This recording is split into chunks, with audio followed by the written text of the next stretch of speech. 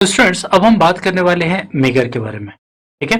तो megger basically अगर हम बात करें तो यहाँ पे हम ये बोल सकते हैं कि जो आपका मेगर होता है वो आपका डिफ्लेक्शन टाइप जो इंस्ट्रूमेंट है, ये हम बोल सकते हैं इसका डी आर्सोनवल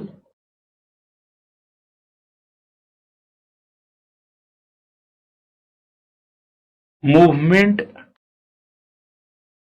टाइप इंस्ट्रूमेंट होता है। ठीक है,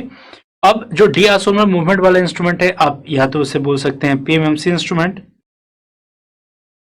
ठीक है, या फिर गैल्वेनोमीटर।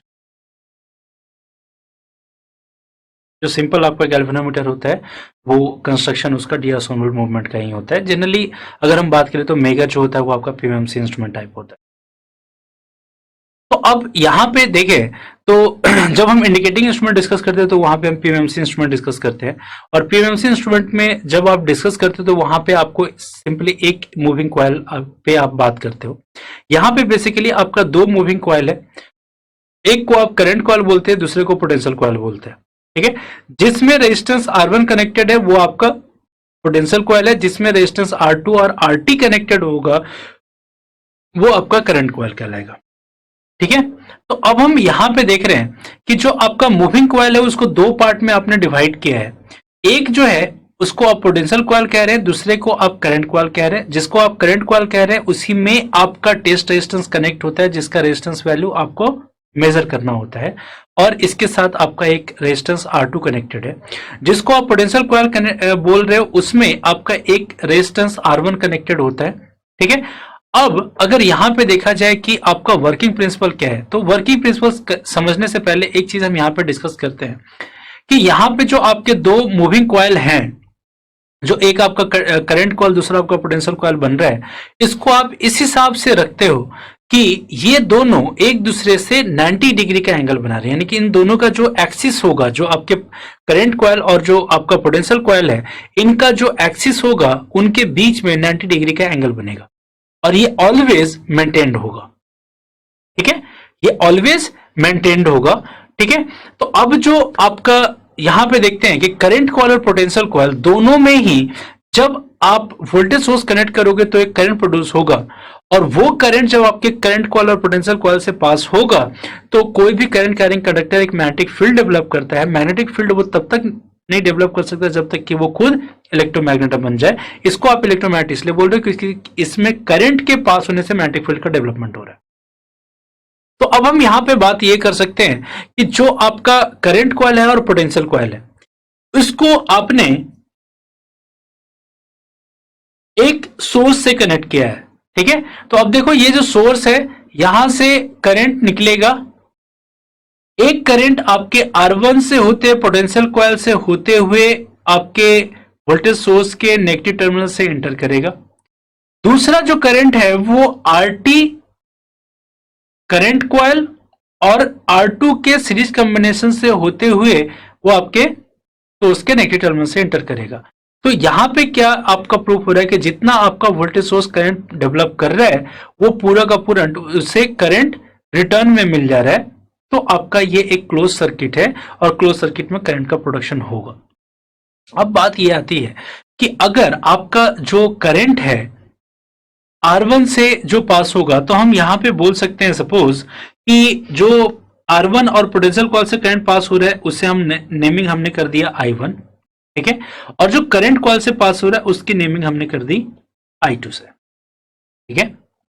तो जब I1 और I2 जो करंट है वो आपके पोटेंशियल कॉइल और करंट कॉइल से पास होगा तो ये दोनों इलेक्ट्रोमैग्नेट बन जाएंगे। आपने परमानेंट मैग्नेट पहले से रखा हुआ है। अब क्या होगा कि परमानेंट मैग्नेट और पोटेंशियल कॉइल के बीच में फोर्स ऑफ अट्रैक्शन या रिपल्शन एप्लीकेबल होगा उसके पोलैरिटी के हिसाब से। उसी टाइम पे आपके परमानेंट मैग्नेट और जो करंट कॉइल है उसमें भी एक force of attraction repulsion applicable होगा उनके पोलैरिटी के हिसाब से। अब चूंकि आपने करंट कॉइल और पोटेंशियल कॉइल दोनों को 90 डिग्री पे आपने फिक्स रखा हुआ है, तो इससे क्या हुआ कि जो कॉइल है उसका डिफ्लेक्शन होगा और चूंकि आपने करंट कॉइल और पोटेंशियल कॉइल को 90 डिग्री पे फिक्स किया है तो उसका 90 डिग्री मेंटेन्ड हो, इसके लिए क्या होगा कि आपके करंट कॉइल और पोटेंशियल कॉइल पे दोनों पे एक सिमिलर फोर्स अप्लाई होना चाहिए, यूनिडायरेक्शनल फोर्स अप्लाई होना चाहिए, ताकि जब आपके जो मूविंग सिस्टम है उसका डिफ्लेक्शन हो तो उनके बीच का जो एंगल 90 डिग्री है वो आपका मेंटेन रहे। और इसी मूविंग सिस्टम के साथ चूंकि आपके पॉइंटर का कनेक्शन होता है, तो जब आपके मूविंग सिस्टम रोटेट करेंगे आपके डिफ्लेक्टिंग टॉर्क के कारण, तो जो पॉइंटर होगा वो भी डिफ्लेक्ट करेगा और जहां पे आपका पॉइंटर रुकेगा वो आपका measured value of the resistance हो। ठीक है, तो अब यहां पे हम बात करें कि जो आपका मेजर्ड वैल्यू ऑफ रेजिस्टेंस है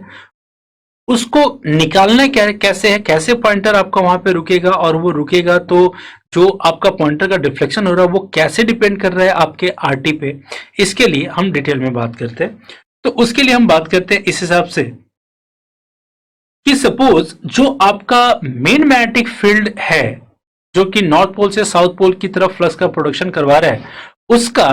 आपके मूविंग सिस्टम के साथ कोई एंगल थीटा बन रहा है। अगर सपोज ये जो एंगल है, सपोज ये जो आपका एक्सिस है, तो इस एक्सिस का पोटेंशियल कॉइल के साथ सपोज थीटा डिग्री एंगल बन रहा है। ठीक है, तो जो आपका करंट कॉइल है उसका इसी एक्सिस से एंगल क्या होगा, ये एंगल क्या होगा। तो हमें पता है कि आपके करंट कॉइल और पोटेंशियल कॉइल के बीच में जो एंगल है वो 90 डिग्री है, तो चारों तरफ से वो 90 डिग्री होगा, जिसमें पोटेंशियल कॉइल और जो आपका जो axis of north pole to south pole जो फ्लक्स जा रहा है उसका एक्सिस, उन दोनों के बीच में अगर आपका थीटा डिग्री एंगल बन रहा है, यानी कि ये भी अगर आपका 90 डिग्री है, उसमें ये जो आपका एंगल है वो थीटा डिग्री है, तो जो बचा हुआ एंगल है हम उसे 90 डिग्री माइनस थीटा बोल सकते हैं, क्योंकि टोटल जो एंगल है वो 90 डिग्री है। तो उसमें से अगर एक एंगल थीटा है तो दूसरा 90 माइनस थीटा डिग्री एंगल हो जाएगा। ठीक है, तो अब यहां पे बात क्या है कि जो करंट I1 पास होगा वो करंट I1 आपके पोटेंशियल कॉइल को मैग्नेटाइज करेगा, यानी कि इलेक्ट्रोमैग्नेट में कन्वर्ट करेगा, और जब तक वो इलेक्ट्रोमैग्नेट में कन्वर्ट नहीं होगा आपके परमानेंट मैग्नेट और इलेक्ट्रोमैग्नेट के बीच में फोर्स ऑफ अट्रैक्शन रिपल्सन काम नहीं करेगा। तो उस हिसाब से अगर बात करें तो एक टॉर्क आपका T1 डेवलप होगा जो कि आपके परमानेंट मैग्नेट और जो करंट आपका पास हो रहा है परमानेंट मैग्नेट जो, तो यहाँ पे जो परमानेंट मैग्नेट जो फ्लक्स प्रोड्यूस कर रहा है, अगर उसका वैल्यू मान लेते हैं कि उसका जो क्वांटिटी है, ये जो फ्लक्स यहाँ पे प्रोड्यूस हो रहा है वो फाई है, तो इस फाई यानी कि ये आपके परमानेंट मैग्नेट का स्ट्रेंथ बता रहा है। जो करंट आपके, तो ये जो आपका परमानेंट मैग्नेट का जो फ्लक्स फाई है वो उसके स्ट्रेंथ को डिनोट कर रहा है, और कितना करंट आपके पोटेंशियल कॉइल से पास हो रहा है I1, उसका स्ट्रेंथ आपके जो पोटेंशियल कॉइल इलेक्ट्रोमैग्नेट में कन्वर्ट हो रहा है उसके स्ट्रेंथ को डिफाइन कर रहा है। तो जो टॉर्क T1 प्रोड्यूस होगा वो फाई और I1 के कारण होगा। सिमिलरली जो टॉर्क T2 प्रोड्यूस होगा जो कि आपके करंट कॉइल पे एप्लीकेबल होगा, उसमें भी फ्लक्स और जो करंट आपका I2 पास हो रहा है उसके कारण होगा। ठीक है, तो अब अगर हम देखें तो अब जो हमारा जो T1 प्रोड्यूस हो रहा है और जो T2 प्रोड्यूस हो रहा है, T1 आपके पोटेंशियल कॉइल पे एप्लीकेबल टॉर्क होगा, T2 जो होगा वो आपके करंट कॉइल पे एप्लीकेबल होगा। तो अब दोनों का एक यूनिफॉर्म डिफ्लेक्शन हो, इसके लिए बहुत जरूरी है कि पोटेंशियल कॉइल पे जो टॉर्क होगा और जो आपके करंट कॉइल पे टॉर्क होगा वो दोनों सेम हो, ताकि दोनों का डिस्प्लेसमेंट सेम हो, तो उससे इनके बीच का जो एंगल है 90 डिग्री वो मेंटेन रहे। तो हम बोल सकते हैं T1 इक्वल T2। ठीक है, कब, तो इसको ऐसा हम लिख सकते हैं एट इक्विलिब्रियम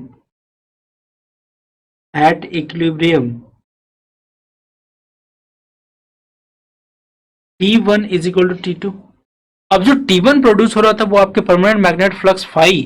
और जो करंट I1 पास हो रहा है उसके कारण, तो T1 का जो मैग्नीट्यूड है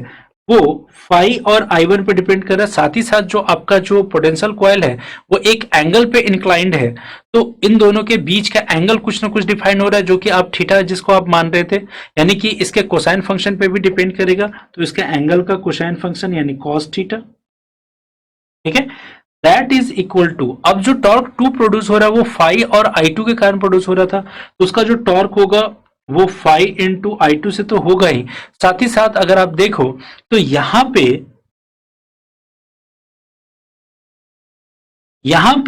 जो आपके फाई का डायरेक्शन है वो ये डायरेक्शन है, और जो आपके I2 का डायरेक्शन है वो ये डायरेक्शन है, तो इन दोनों के बीच में जो एंगल है वो 90 माइनस थीटा है, तो 90 माइनस थीटा है, तो यानी कि इसका भी कोसाइन फंक्शन कैलकुलेट होगा, यानी कि cosine function of 90 degree minus theta, ठीक है। तो अब अगर इसे सॉल्व करें उससे पहले दोनों साइड चूंकि फाई है तो कैंसल आउट होगा, कैंसल आउट होने के बाद अब जो बचेगा यहां पे बचेगा I1 cos theta is equal to I2 और cos 90 degree minus theta is equal to sine theta, ठीक है। अब क्या करते हैं, cos थीटा को राइट साइड भेजते हैं और I2 को लेफ्ट साइड भेजते हैं, तो हमें मिलेगा tan theta that is equal to sine theta upon cos theta, that will be equal to I1 upon I2। तो अब जो यहां पे I1 अपॉन I2 हुआ, तो हमें यहां पे angular deflection of the pointer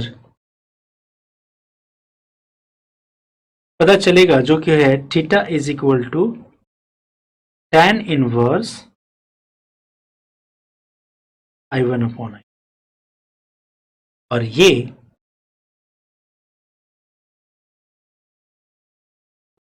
आपका जो वोल्टेज सोर्स है, पोटेंशियल कॉइल है और करंट कॉइल है, ये तीनों के तीनों पैरेलल में है। क्यों हम इसे पैरेलल में बोलेंगे, इसका कारण ये है कि अगर मान लेते हैं ये नोड अगर हमने ए बनाया, ये नोड अगर नोड हमने बी माना, तो देखो इस नोड और इन दोनों नोड, ऊपर की ये दोनों नोड के बीच में कोई भी एलिमेंट नहीं है, तो ये भी नोड ए होगा। इस नोड और इस नोड के बीच में भी कोई भी एलिमेंट नहीं है, तो ये भी आपका नोड ए होगा। सिमिलरली नीचे जाएं तो कोई भी एलिमेंट कनेक्टेड नहीं है, तो सारे के सारे नोड को हम बी बोल सकते हैं।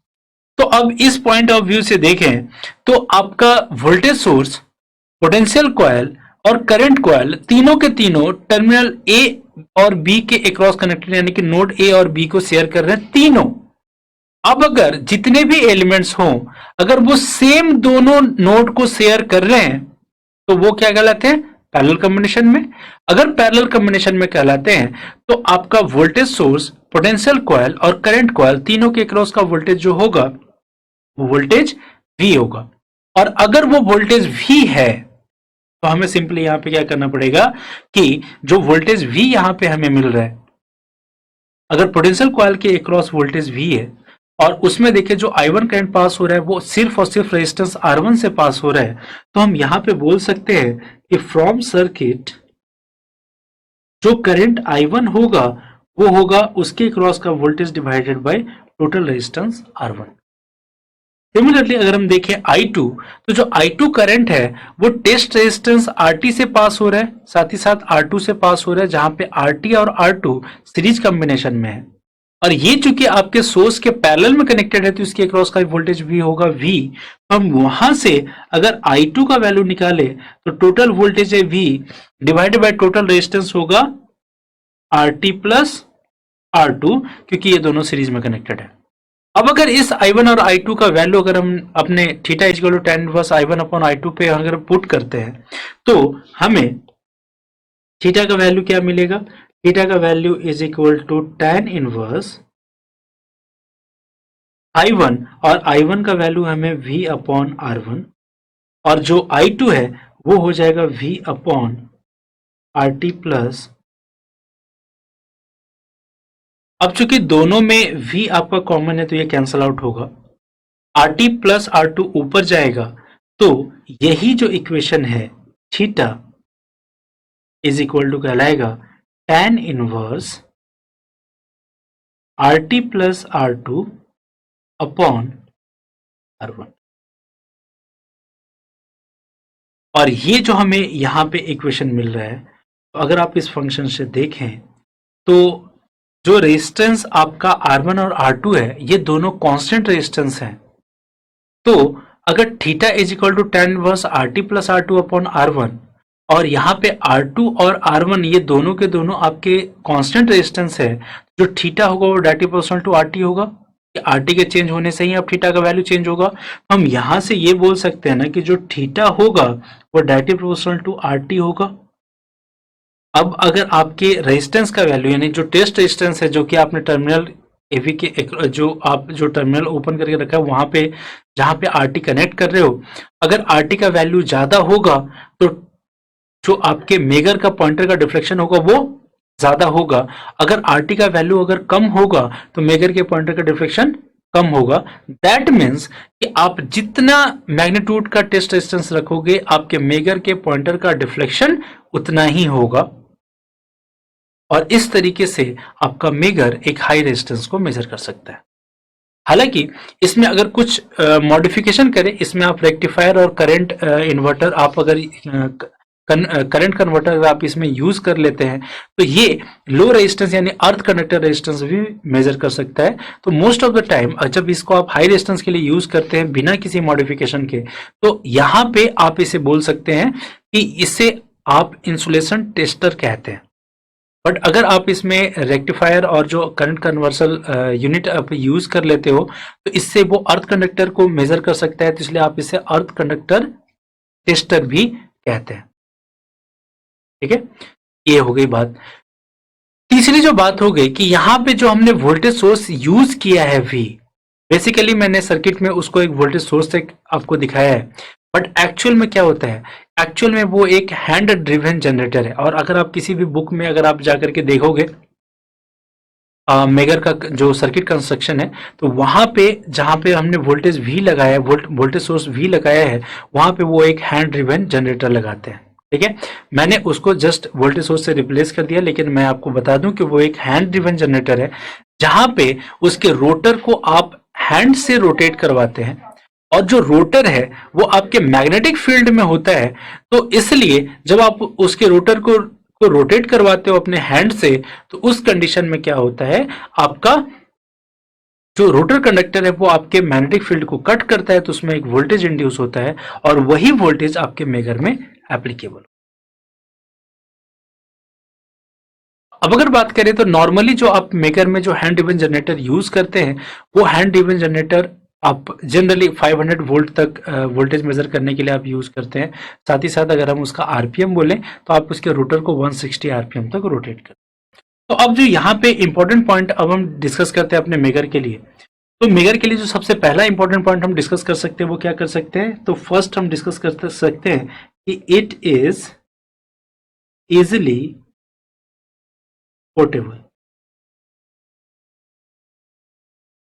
ये बहुत आसानी से आप इसको एक जगह से दूसरी जगह लेके जा सकते हो, और इसलिए मोस्ट ऑफ द केस जब आप इंडस्ट्री में काम करते हो और वहां पे आपको इंसुलेशन रेजिस्टेंस चेक करना होता है तो आप मेगर यूज कर लेते हैं। सेकेंड अगर हम बात करें तो हम बोल सकते हैं कि for practical megger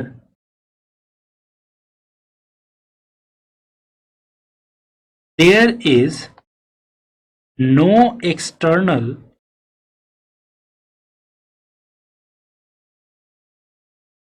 is required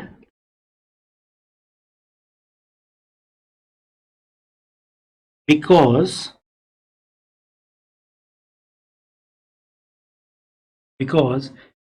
a hand driven generator is used to supply required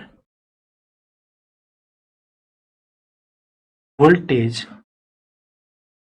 to the megger. ये हमारा सेकेंड पॉइंट बन जाता है। थर्ड पॉइंट अगर हम बोलें तो आपका जो हैंड ड्रिवन जनरेटर है वो इन जनरली जो हैंड ड्रिवन जनरेटर है, hand driven generator produces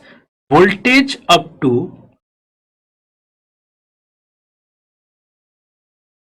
500 volt, ठीक है। And rotor of hand driven generator rotates up to 160 rpm, ठीक है, ठीक है। नेक्स्ट हम बात कर सकते हैं megger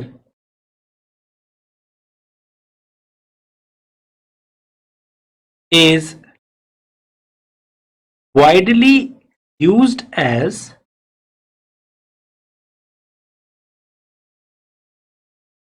insulation tester, widely used as insulation tester because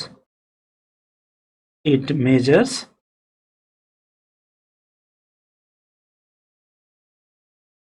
insulation or high resistances,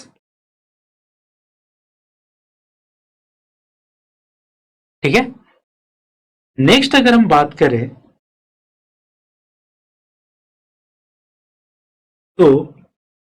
it is also known as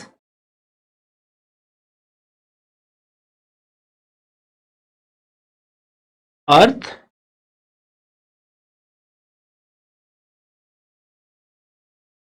tester,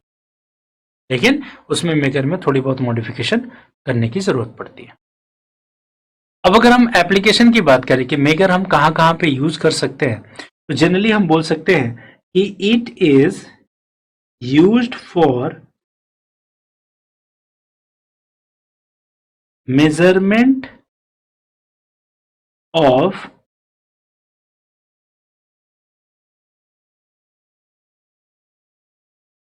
resistance of power cable or transformers, ठीक है, और bushing insulation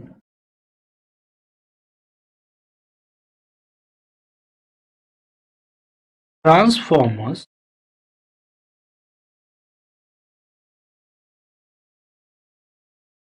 ठीक है, या फिर वाइंडिंग इंसुलेशन ऑफ मोटर्स,